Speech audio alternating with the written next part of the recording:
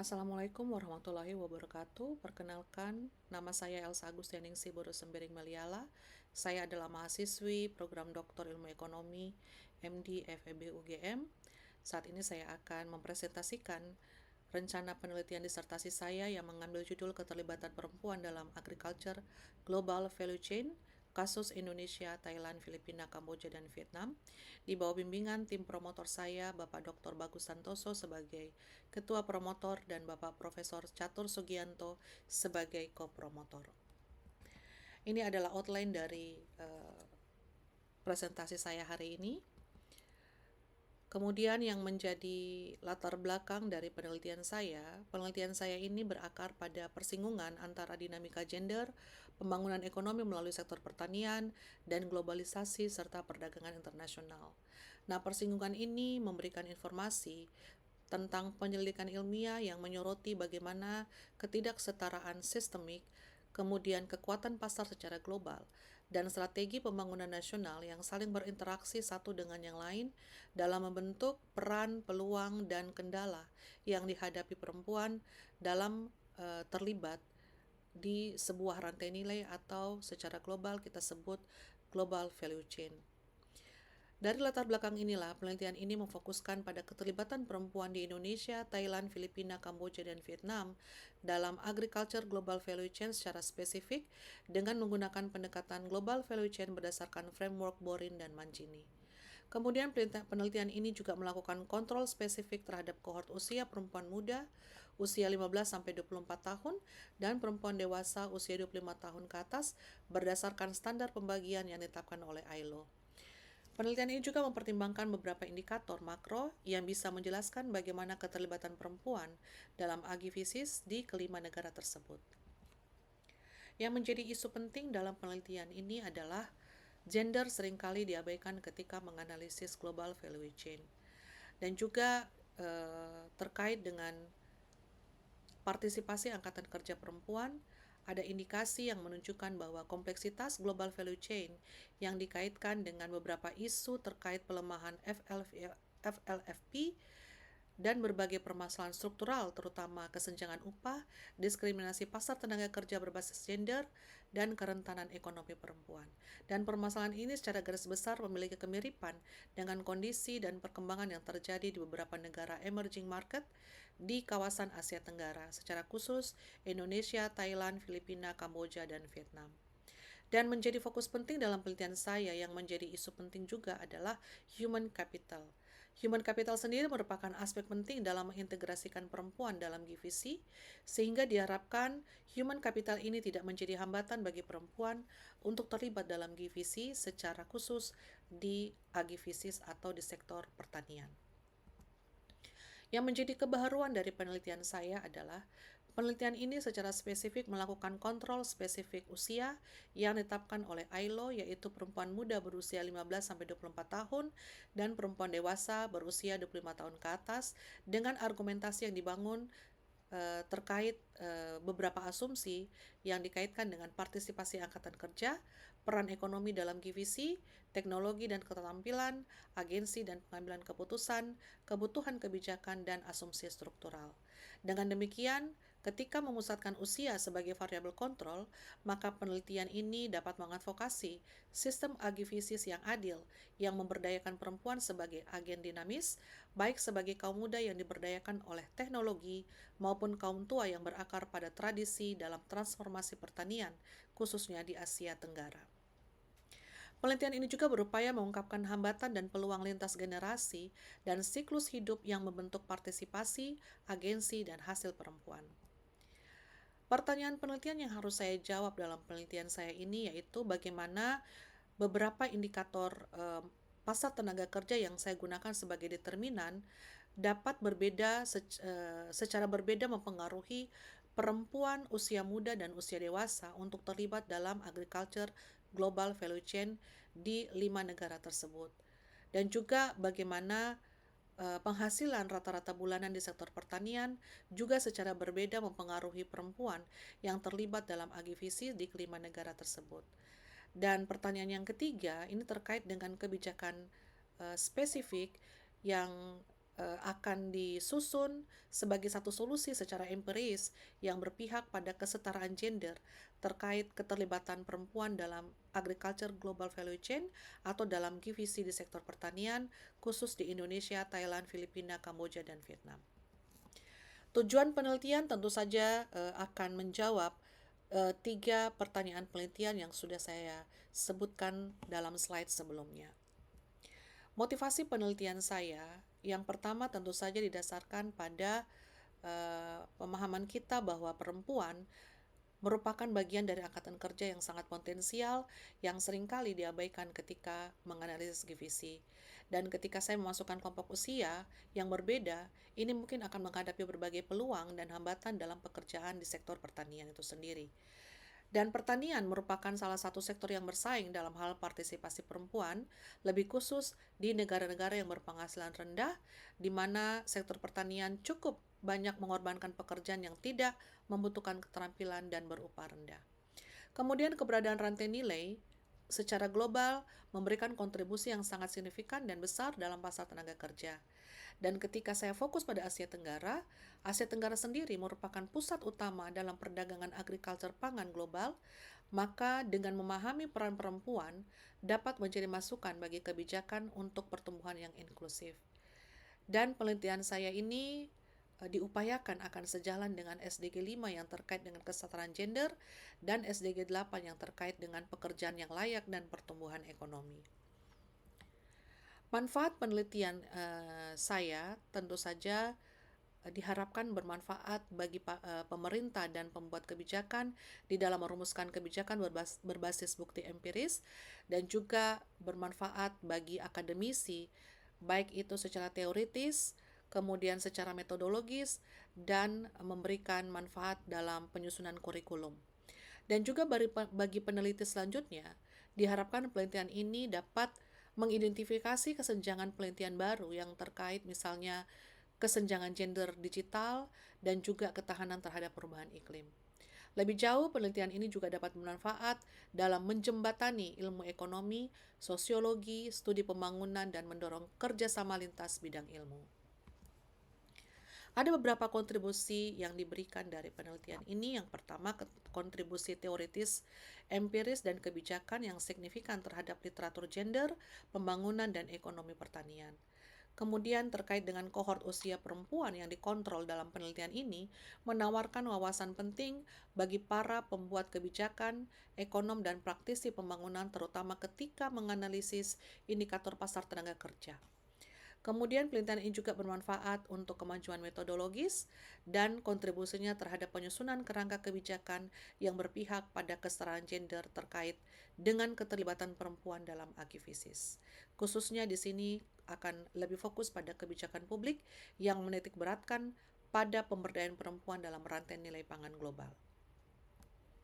Ruang lingkup atau batasan penelitian ini menganalisis keterlibatan perempuan di kawasan Asia Tenggara dengan mengambil sampel 5 negara, yaitu Indonesia, Thailand, Filipina, Kamboja, dan Vietnam.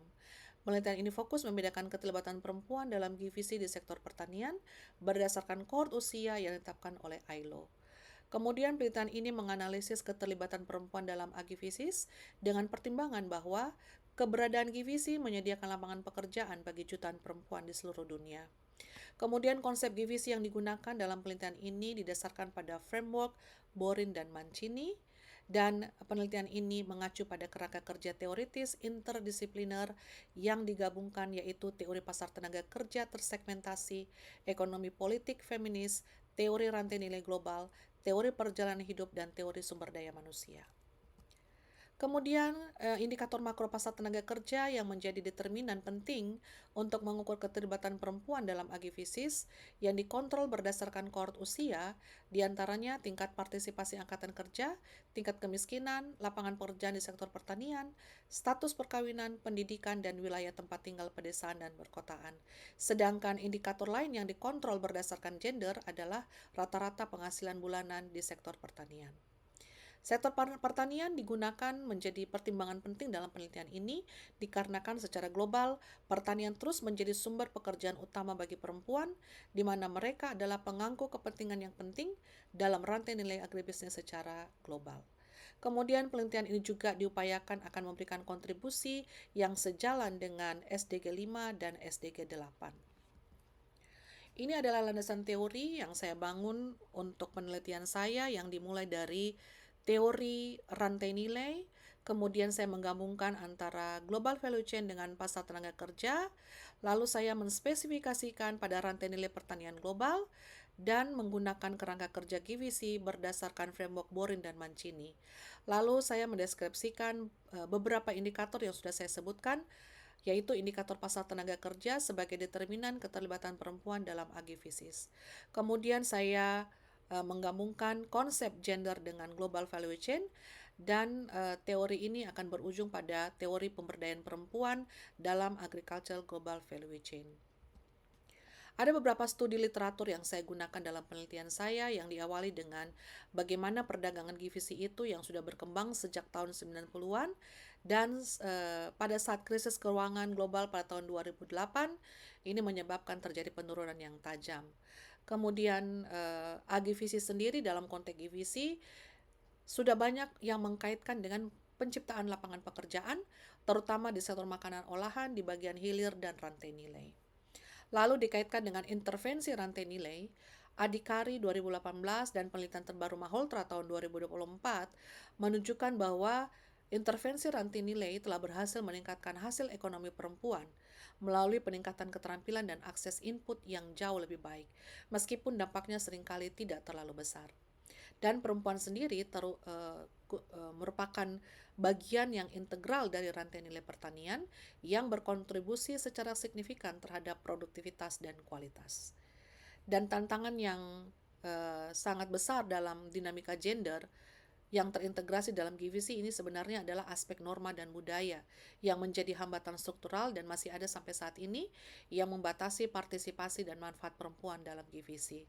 Penelitian terbaru ini dilakukan oleh Malhotra tahun 2024 dan sudah dilakukan sebelumnya tahun 2020 yang menjelaskan beberapa akses terbatas perempuan terhadap pendidikan, pelatihan, dan peran pengambilan keputusan yang sebenarnya ini sangat penting untuk memberdayakan mereka. Kemudian kalau terkait usia, pengaruh usia ini sangat signifikan berpengaruh terhadap tenaga kerja, dinamika komposisi tenaga kerja, produktivitas dan profitabilitas, dan ini merupakan salah satu masalah yang multifaset dalam agribusiness. Ini sudah diteliti oleh beberapa peneliti sejak tahun 2014 hingga 2019, dan penelitian terbaru justru dilakukan oleh Kopecky dan Korotayev tahun 2023 yang menunjukkan populasi yang lebih tua cenderung memprioritaskan stabilitas dan kerjasama yang dapat mengarah pada kebijakan perdagangan internasional yang lebih kolaboratif dan fokus pada praktek ekonomi berkelanjutan di dalam GVC. Sedangkan penelitian sebelumnya, justru penelitian di tahun yang sama meneliti tentang perempuan muda yang memasuki GVC seringkali masuk ke dalam posisi entry level yang memungkinkan mereka menghadapi tantangan yang terkait dengan akuisisi, keterampilan, dan stabilitas pekerjaan. Tetapi mereka tetap masih dapat memperoleh manfaat dari paparan awal terhadap dunia kerja yang mereka tekuni. Ini adalah hipotesis yang saya bangun untuk penelitian saya yang disesuaikan dengan tujuan-tujuan yang saya buat untuk penelitian saya ini. Ini hipotesis untuk tujuan pertama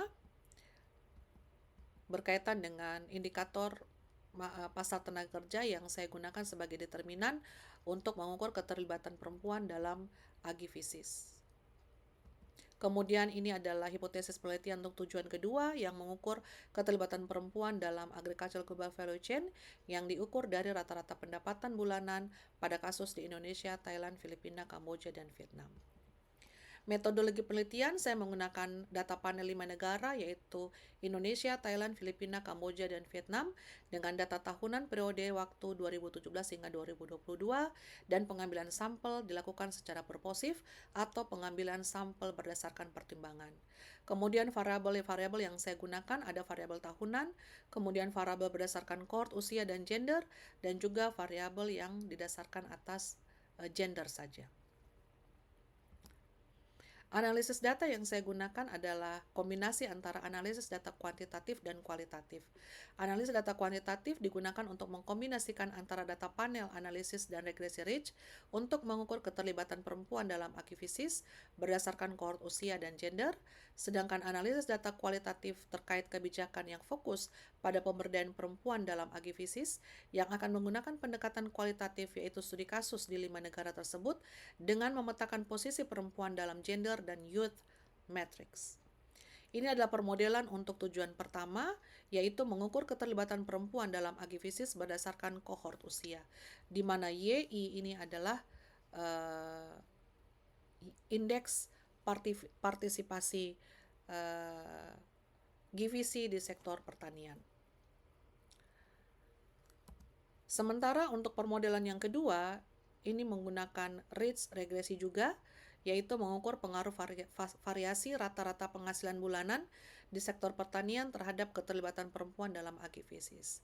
Sementara estimasi regresi Rich di sini adalah estimator regresi Rich dalam hal ini koefisien beta, gamma, dan delta yang diestimasi dengan meminimalkan jumlah sisa kuadrat yang dihukum atau penalist residual sum of squares atau yang disingkat PRSS dengan formula persamaan seperti yang ada di slide.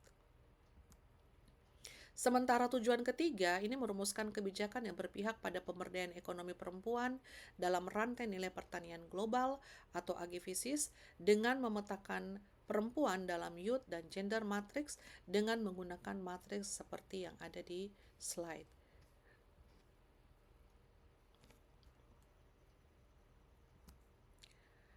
Robustness check yang dilakukan untuk kasus penelitian saya ini dilakukan dengan cross validation untuk menyetel hiperparameter atau lambda kekuatan regularisasi dengan cara membagikan data ke dalam training dan validation set beberapa kali, misalnya K-fold atau CV atau cross validation.